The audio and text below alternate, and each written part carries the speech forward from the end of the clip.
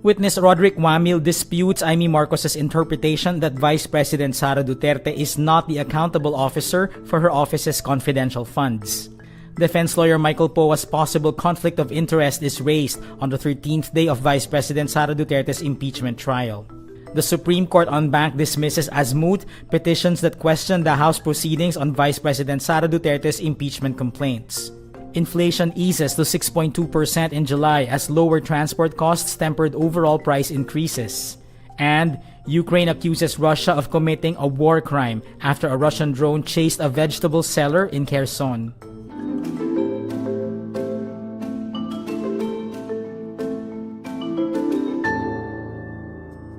Witness Roderick Wamil disputes Senator Judge Imee Marcos' interpretation that Vice President Sara Duterte is not the accountable officer in relation to her office's confidential funds. Marcos claims it should be the disbursing officer during the 13th day of Duterte's impeachment trial. But Wamil says, "That is not entirely correct po, Your Honor." Both Wamil and Marcos cite the joint memorandum circular on auditing confidential and intelligence funds to support their respective views. Ang liwanag sa inyong joint circular that the special disbursing officer is the one who was designated by the head of agency to have custody, di ba? And in the case of the OVP, si Acosta yon. In the case of DepEd, hindi ba si Fajarda yon? Wamil says it is the responsibility of the head of the agency to approve the cash advances, oversee agency-wide utilization, and to ensure compliance with the joint circular. Marcos reacts and says, Mag-yes or no ka lang, kanina ka pa inaaway mo ko lagi. Amid the heated discussion, Marcos' staff advises her to cite the witness in contempt. Law expert Maria Lulu Reyes says in a Rappler panel interview, none of the provisions for a contempt citation was met in the case of Wamil. Reyes also adds Marcos should have been called out for her behavior, which the lawyer described as badgering the witness. Diba? In the future, there should be minimum standards that they all agree on, meaning the senators, as to how they should treat witnesses. After all, these witnesses are witnesses for the people. The issue of a possible conflict of interest for defense lawyer Michael Poa is brought up during the 13th day of Vice President Sara Duterte's impeachment trial on Wednesday, August 5. Senator Judge Rafi Tulfo asks if there is a possible conflict of interest on the part of Poa as a former DepEd Undersecretary. On August 4, a witness said Poa was in the meeting between the Commission on Audit, the Office of the Vice President, and the Department of Education regarding confidential funds in 2023. Presiding Officer Chis Escudero says there is no conflict of interest since Poa is only a counsel and the respondent to the impeachment case is not him but Vice President Sara Duterte. Private Prosecutor Lorna Capunan agrees with the presiding officer's ruling. He is here acting in his capacity as lawyer. Meantime, law expert Maria Lulu Reyes says in a Rappler panel interview that Poa does have a conflict of interest. He placed himself in a position where he'll be required to testify as Chief of Staff and Undersecretary for Finance of the DepEd at the time when the Vice President was its secretary.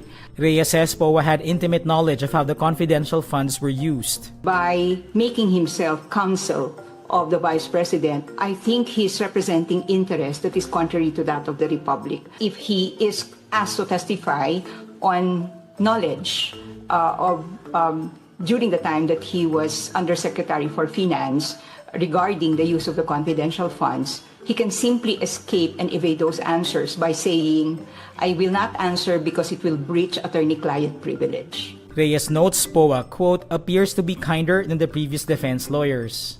We're so easily impressed by someone who does not reflect the brutish character of their client. The Supreme Court en banc dismisses as moot consolidated petitions that questioned House proceedings on the impeachment complaints against Vice President Sara Duterte. These petitions were filed by Duterte and allied lawyers led by Israelito Torreon. The latter petition argued the House Committee on Justice exceeded its constitutional authority in the hearings. It also questioned the House Committee on Justice's findings that the impeachment complaints were sufficient in form, substance, and grounds. The SC says, while the SC recognized that it may, in exceptional cases, decide issues that have become moot, it found that none of the recognized exceptions applied in this case. In a press briefer, the SC says the issues raised no longer required resolution because the House had already approved and transmitted the articles of impeachment to the Senate.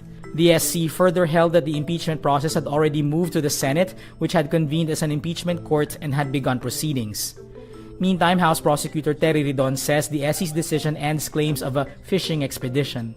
Ibig sabihin po nito, lahat po ng usapin patungkol sa mini-trial fishing expedition na kanina nakita ho natin, inulit-ulit na naman po ng depensa ay nagwawakas ngayong araw po na ito.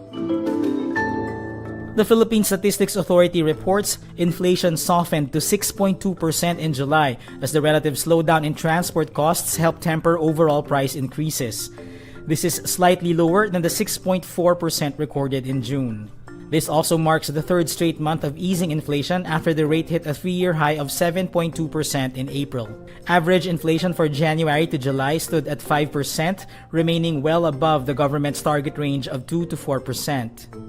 Transport was the biggest source of the slowdown, accounting for 57.4% of the decline in the headline rate. But several major expenses continued to drive inflation higher. Inflation in housing, water, electricity, gas, and other fuels rose to 8.2% from 8.1%, mainly due to a jump in electricity inflation to 17% from 12.3%. Electricity inflation was the fastest since March 2023. Ukraine accuses Russia of committing a war crime. This after a video was released showing a drone chasing and wounding a vegetable seller in the southern Ukrainian city of Kherson. The video was released by Ukrainian police. The drone later exploded as the man dove behind his vehicle for cover. Police say the man in his 50s survived but suffered shock and shrapnel injuries. Ukrainian President Volodymyr Zelensky says it's proof that Russia has gone mad and its soldiers take pleasure in killing and abusing civilians. He also calls for more pressure on Moscow and strong security guarantees for Ukraine. And that's today's wrap. I'm JC Gotinga. Thank you for watching. Click the link below for the full story. For more updates, download the wRap.